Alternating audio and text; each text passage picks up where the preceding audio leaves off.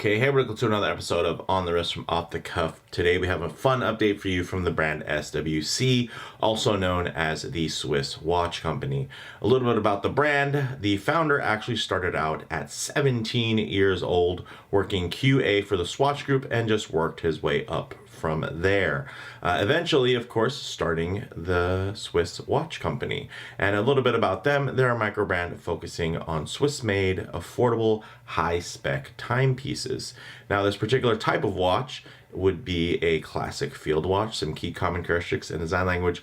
When you're looking at something within that space, you're going to want typically a more of a modest type size, something with Arabic numerals, and typically a 12 and 24 hour scale on either a black or cream dial. Now, this is their SWC Bunker, which is their titanium field watch, and one thing I really like about this is that it does really key into those classic kind of iconic things when you think of a field watch, but they do have a fun modern spin on it, and of course it's a Swiss made timepiece and it doesn't actually cost that much. These go for $430.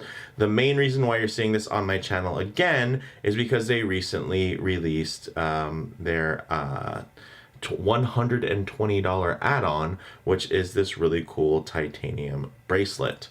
So I think with that, it kind of completes the whole package and just makes it an all-around more versatile timepiece. So I'm really happy to bring it back to the channel, revisit it in this video for us to kind of just reevaluate it now that the watch feels just a little bit more complete and has even more to offer within this really fully loaded package. So with that said, let's go ahead, zoom the camera out, get this piece in hand, and take a closer look. Okay, guys. As you can see, really nicely matches the case. Everything flows really well from that perspective. You're getting a hardened titanium case as well as a hardened titanium bracelet. So in terms of the finishing and the durability, very, very similar from that perspective. Very nice. Everything is solid. You're getting solid links as well as solid end links from that perspective. And then when you just get into some of the details of the watch itself, it is 41 millimeters with a 10 millimeter thickness and a 46 millimeter lug to lug, full gray 2 titanium construction there, matte blasted with that hardened coating.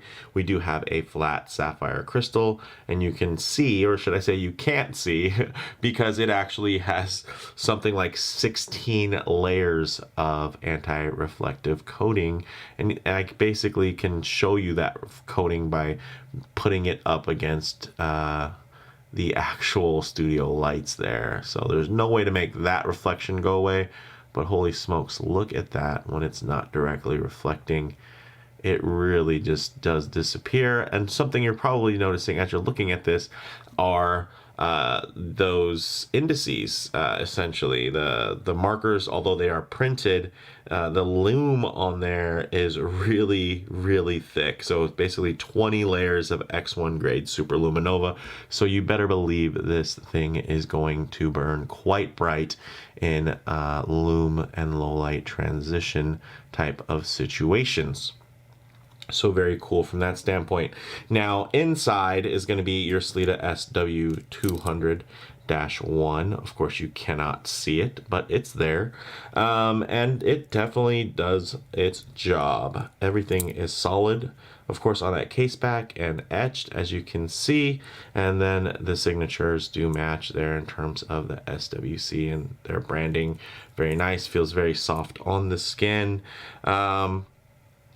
And then, yeah, looking at that dial, it's pretty straightforward affair.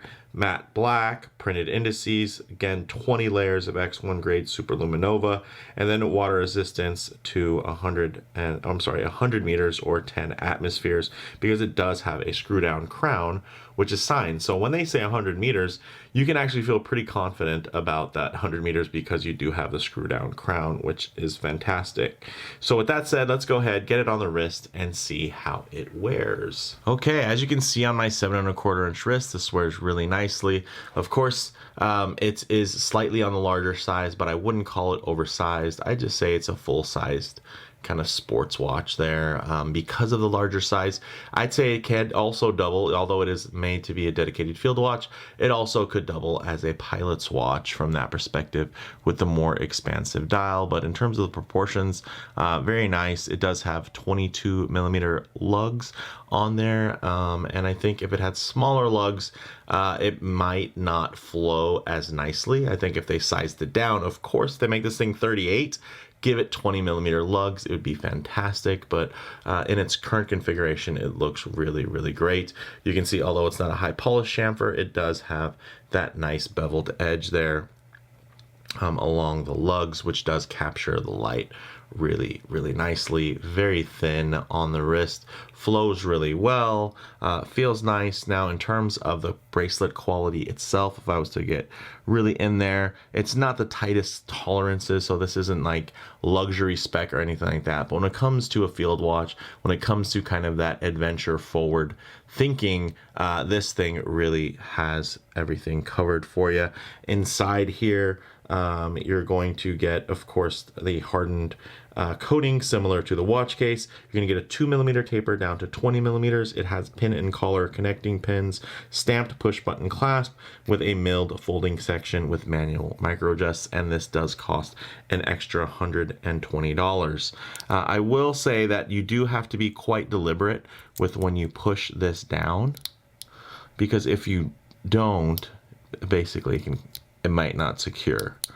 So instead of worrying about that, pretty much what I do is I push down, I take my finger underneath, and then I really just make sure that it is secured. So that's probably the one drawback I would say, is that in terms of security on the wrist, when you know it's clicked, it's good, but the problem is sometimes you might not know that it's clicked. But for me, you know, once you figure out how to do it one time, one way, you just do it that way every time.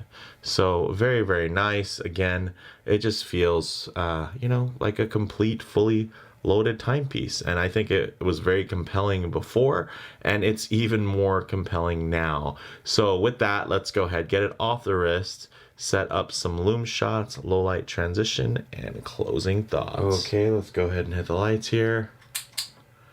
As you can see, the Lume on here is absolutely outstanding. Wow. It just blasts right in your face.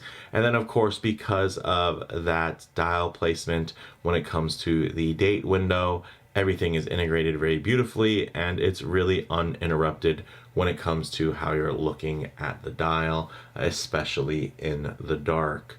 Now, one thing I do like to work in when it comes to Lume Shots is low light transition, because you're not always going to be out in the middle of a field enjoying direct sunlight. A lot of times you might be coming in and out of a building, maybe walking underneath an overhang, or spending time in your favorite automobile, or maybe just passing underneath the shade of a tree if you are outdoors. Wow, that Lume is just blasting away. Look at that. Even in that partially lit space, it is just instantly legible, extremely high contrast. Speaking of high contrast, we can even get into a high contrast lighting situation, which is going to really blow everything out in terms of if there are any type of defects within that finishing. But you can see here, it really looks quite beautiful. And then that crystal does help render super clear as you look at that nice matte dial, which can hold light in different ways. As you can see, you know, it is going to hold there. It's not like some very glossy or Vanta black that's really deep. A lot of times you'll see kind of the matte finish kind of holding light in different ways. But generally, man, it is quite nice. I dig the contrast. It is a deep enough black, while still being able to just have a little of extra versatility. Goodness, look at that. I'm just, yeah, I'm impressed. Okay, Now, when it comes to the closing thoughts for this particular timepiece, now with the addition of this bracelet, okay, it wears just about perfect, just like it did. And you know what? It could easily fit the bill as a pilot's watch as well, which is also great in terms of versatility. Now, in terms of model variants, there's black, blue, cream, and then brown and green were future releases. By the time you watch this, who knows, maybe they're all available. I don't even think you can buy this watch right now in terms of the current batching and availability, but if you do have it, you will have an option to possibly upgrade and buy this bracelet. So I did want to bring it to you. Now, in terms of comparable models, this thing just about blows the doors off of many variations of the Hamilton khaki field and pilot lines. So in terms of comparing this to another Swiss-made timepiece, it really just does so much for very little.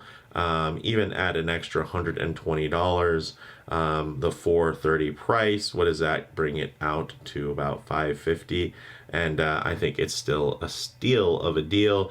It's not perfect, but what it is it's a field watch, and it is a rugged, rough and tumble type of thing. It's ultimately legible, and I dig that. I can appreciate that they kind of stuck to a theme and they executed it really quite well. So for me, guys, the bottom line on this is a true spec beast for the price. And, you know, it's really just one of the best dedicated Swiss-made field watches on the market. And it is a busy market, and it's getting even busier this year in 2022. There's so many options that are out there, but I have to say I'm still quite impressed with this particular timepiece. So when it does become available again, definitely give it a look, because I think you may like what you find. So let me know what you guys think in the comments below. If you liked the video, please do a like, and if you haven't already, please do subscribe for more content just like this. Thanks, guys.